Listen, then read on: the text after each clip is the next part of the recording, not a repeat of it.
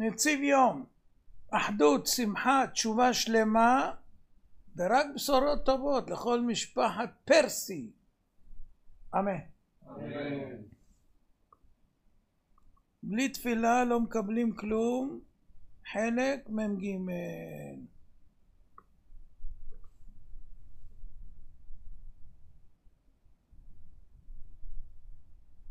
בפתח תקווה יש מוסד אורנית.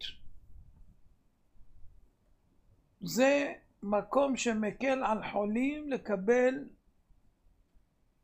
טיפולים קשים. מגיעים לשם מכל קצוות הארץ. עד ההקמה, עוד לא נגמרה ההקמה,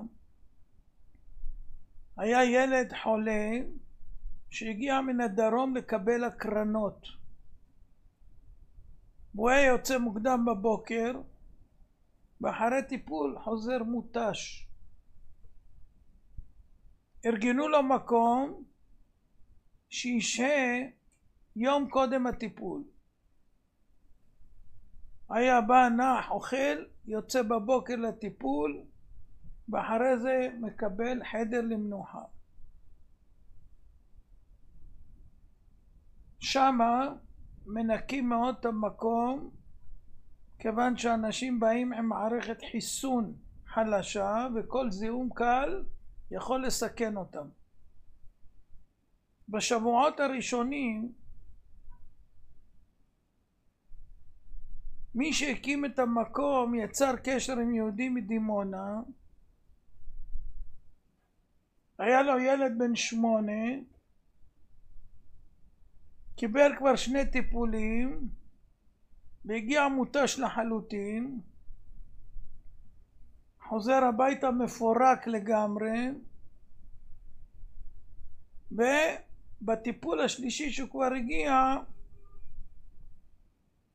אז המקום כבר היה מסודר, והוזמנו האבא והאימא והילד, ויכלו להשתמש כבר בשירותים של המקום. הגיעו לשם, אכלו ארוחת צהריים, ארוחת ערב, השכיבו את הילד לישון עד למחרת בבוקר.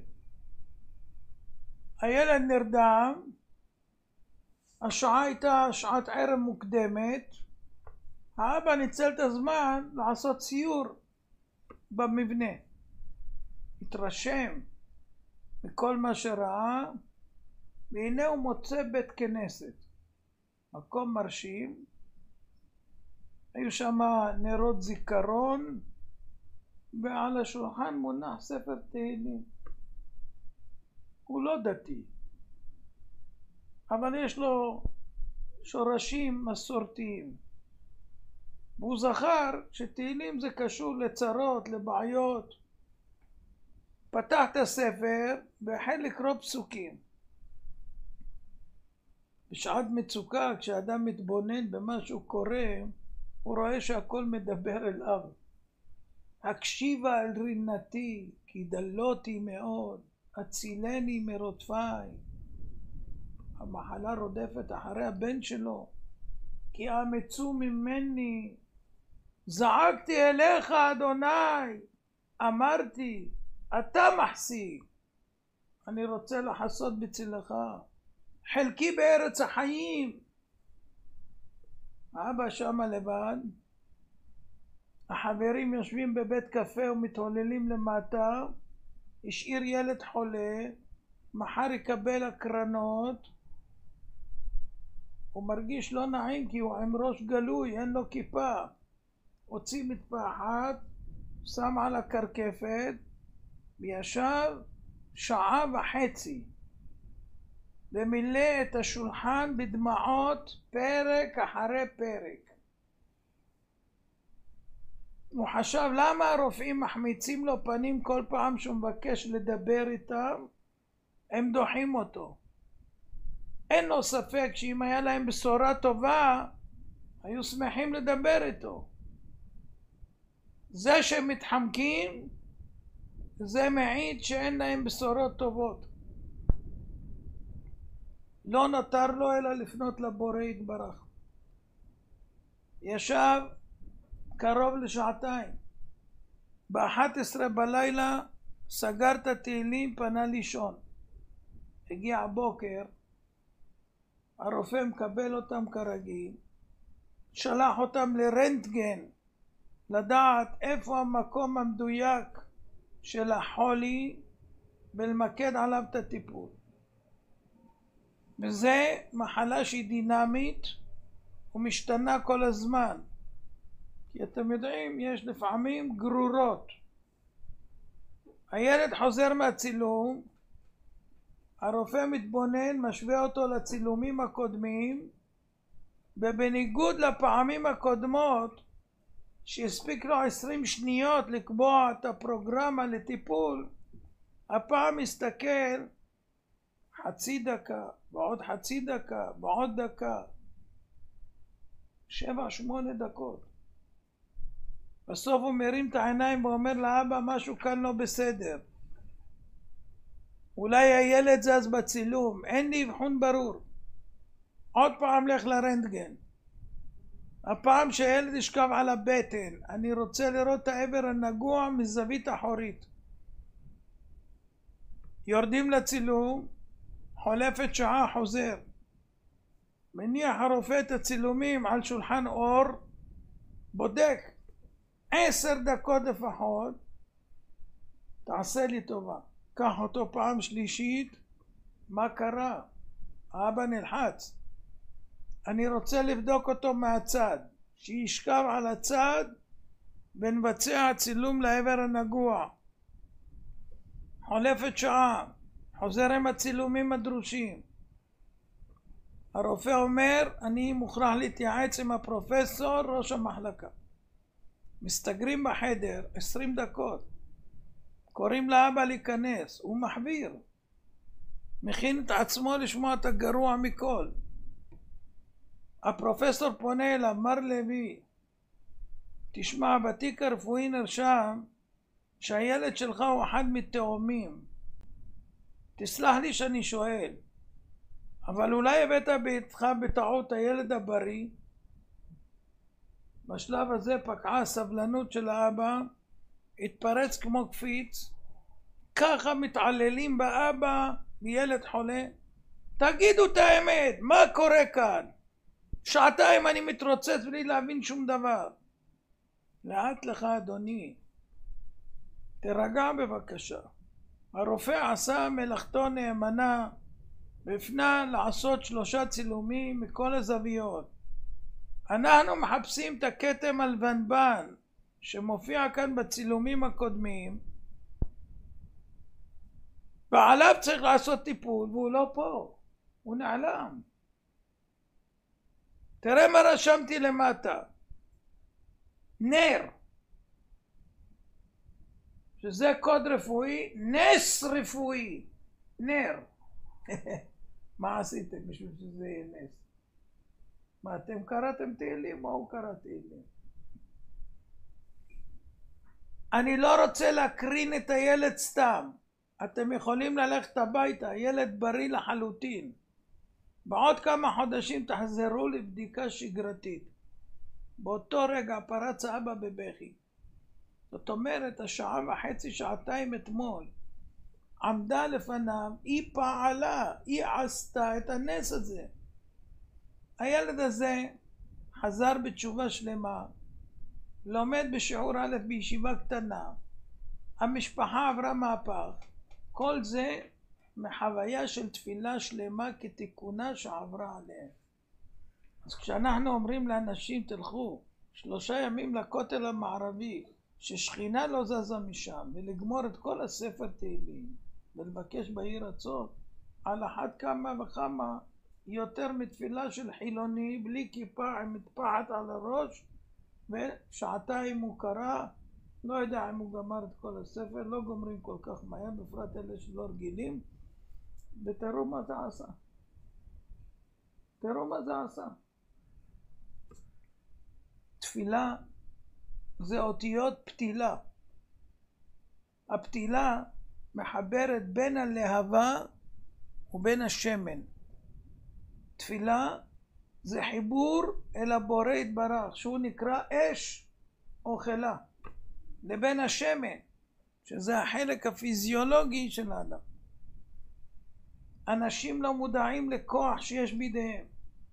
הם זקוקים שקט, רחוק מחברים ליצנים, שלא מאפשרים להגיע לרגע האמת. יהיה בסדר, אומרים לו, יהיה בסדר, שיהיה בריא, זהו, כאילו הם קבעו, שיהיה בריא, הוא נהיה בריא, יהיה בסדר. מה פעלתם? מה עשיתם? במקום שכל אחד יתפוס סידור או תהילים ויבקש, יהיה בסדר, העיקר יאללה ביי, ביקרתי פרעות. נתאר לעצמנו אדם חי 90 שנה בעוני מחפיר, מתגורר בחדרון קטן, ניזון מלחם צר ומים לחץ. חצי שעה לפני שהוא נפטר נכנס אליו רופא, בודק אותו ואומר לו, אדוני תתוודא, עוד חצי שעה אתה מסתלק. שוכב חסר אונים, ופתאום העין שלו צדה את הקיר החיצוני. הוא מבחין שבצבע הקיר יש שינוי בין הקיר למעלה ללמטה. בכוחות אחרונים מסמן לאדם שהוא זקוק לעזרה. בא בודק שמדובר בדלת, פורץ אותה ומגלה שהקיר חלול, מלא שטרות של דולרים. 10 מיליון דולר בתוך הקיר. שכבו 70 שנה לידו, ליד המיטה. אבא שלו לא רצה לכתוב על כך צוואה, משום שהיו לו כל מיני חשבונות.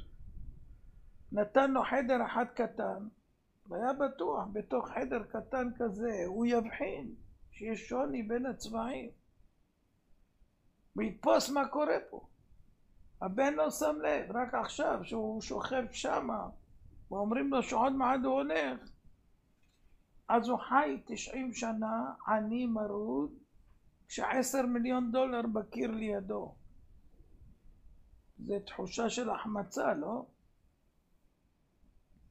אדם שחי עוד יום ועוד יום והוא לא מודע לאוצר גדול שיש בהישג יד, קוראים לזה תפילה. זה יותר מ10 מיליון דולר. זה בריאות, זה חיים, זה ילדים, זה הכל, הכל, הכל, הכל. פה, הכל פה. זה בדיוק כמו הזקן הזה בן 90. אל תשאירו את האוצר הגדול הזה בבוידם. תפילה זה לא שלוחצים על מקש תפילה. תפילה זה דבר שצריך להתאמץ כדי להשיג את צרכינו. לילה אחד שהאבא בלי הלצים שמקיפים אותו ישב וקרא תהילים, הביא בריאות לילד שלו. אנשים לפעמים מתביישים בגלל אנשים שלידם, כאילו שבשעת צרה יהיו מסוגלים לעזור להם. אל תשימו לב לאף אחד. צריך לצעוק לבורא יתברך ולבקש ממנו בלי שום חשבון. יש אנשים ממש מתביישים להתפלל.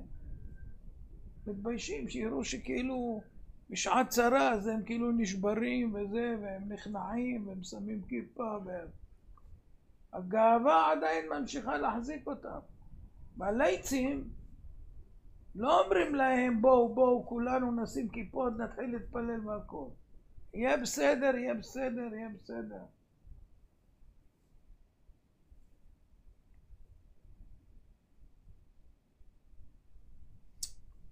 כשיש מישהו חולה אז כולם חושבים צריך לפנות לגדולי הדור, לאנשים צדיקים, ויש טמבלים שהולכים עם קופלים ולכל מיני מחריטים וכל מיני בעלי סגולות וכל מיני דברים.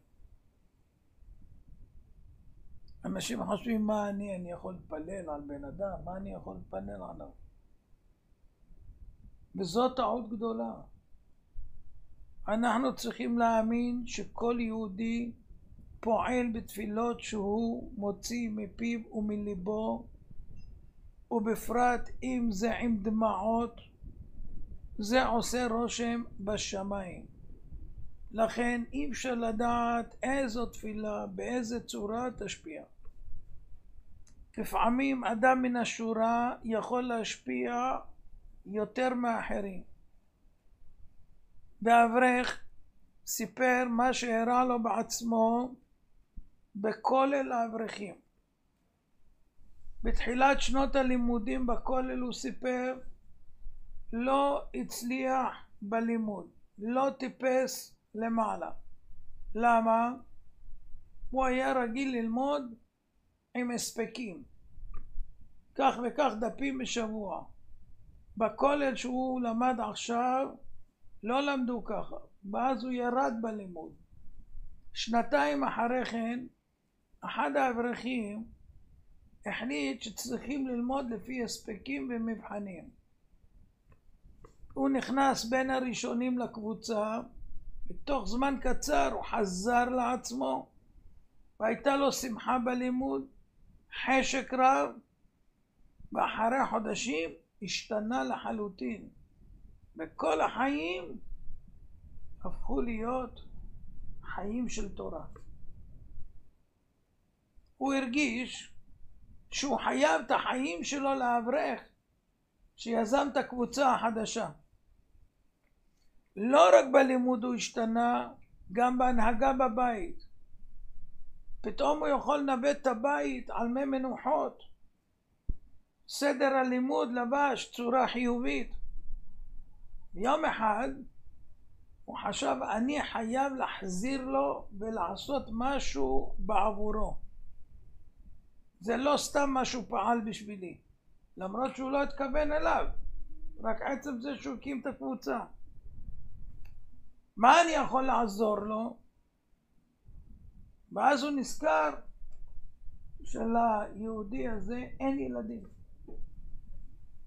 נעמדתי בתפילה חמה, התחננתי לבורא שירחם עליו ועל ביתו וייתן לו מתנת חינם וימלא משאלתם לטובה. במשך זמן רב עמדתי בתפילה, בכיתי בכי של ממש, והרגשתי שזה הדבר הגדול שאני יכול להעניק לאברך ההוא. והתפילה יצאה מעומק הלב. כעבור 9 חודשים נולד לו בן. תפילה שיוצאת מעומק הלב בכוונה לריבון עולמים, הוא שומע תפילת כל פה. אני לא מוסיף, כי זה מספיק בשביל להבין שצריך להתפלל. ואמרתי לכם, כל מקום שאתם הולכים, שאו תפילה. אתה הולך בדרך, תתפלל על אבא, על אמא, על האחים, על החיות, על אשתך, שתהיה רגועה, שאתם תהיו ככה, שהילדים וזה, כל מה שאתה רוצה. תפילה זה לא רק לעמוד 18. עצם זה שאתה מפנה עיניים לשמיים, ישא עיניי אל ההרים, מאין יבוא עזרי, עזרי מעם אדוני. הוא עושה שמיים וארץ או לא? מה בעיה לעשות בקשה קטנה שאני מבקש? אבל צריך להאמין בכוח התפילה. דברו עם השם במקום לחשוב כל הזמן חשבונות, קשקושים של שטויות של הבלים של העולם הזה שהכל חולף. כמה חשבתם עד היום? 10 שנים חשבתם. מה יש לכם במחשבות? כלום. דמיונות פורחים, הולכים, חוזרים. אבל אם אמרתם תפילות, אין דבר שלא פעלו, אפילו אם לא באותו רגע, בעוד 40 שנה אפילו לא לכם, למשפחה. אין דבר כזה שזה לא פועל. אז מה אכפת לכם לזרוע, ובסוף זה יצא. כמו שאנחנו עושים עבדו את השם בשמחה, עבדו את השם בשמחה, בואו לפניו בירננה, בואו לפניו בירננה, בואו לפניו בירננה, בירננה, ישמחו במלכותך, שומרי שומרי שומרי שבת בכל עונג שבת. ישמחו במלכותך, שומרי שומרי שומרי שבת בכל עונג שבת.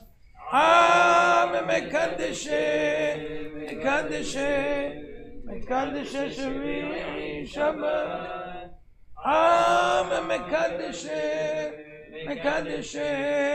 מקדשי שביעי שבת. שיהיה לכם שבת שלום.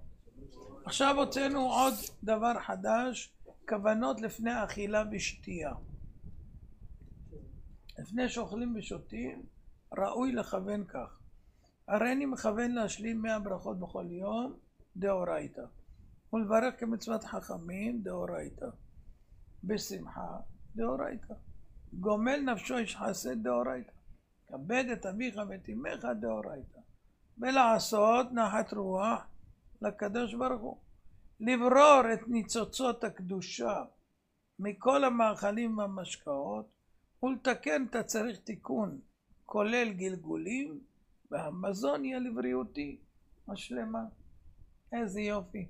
ואחרי זה אתה מברך וכל זה מתקיים, וכבר הרווחת מצוות דאורייתא וכוונות ותיקונים והצלחות. משהו מדהים. איזה כיף לאכול אחרי זה ולשתות. השתבח הבורא. מסודר? מה זה מסודר? מסודר? לפני, אני אומר ככה, אני מכוון, אם אני מתכוון לאכול, לשתות משהו, כל מיני דברים, אפילו לא מסודר. אז אני אומר שכל זה יהיה לכל מה שאני אוכל עד ברכה אחרונה. אז אני עכשיו, כי כל הכוונות האלה, לכל מה שאני אוכל, עד שאני מברך ברכה אחרונה. ברכה האחרונה מפסיק את כל זה. מתחיל מחדש משהו אחר, אומר עוד פעם, עד ברכה אחרונה. איזה כיף. אני אצלם ושלח את זה בקבוצות. שיהיה לכם יום טוב. הרי אני מכוון לקיים מצוות חכמים דאורייתא, בשמחה דאורייתא, גומל נפשו איש חסד דאורייתא, כבד את אביך ואת אמך דאורייתא, וששפתותיו של התנא הקדוש יהיו דובבות בקבר.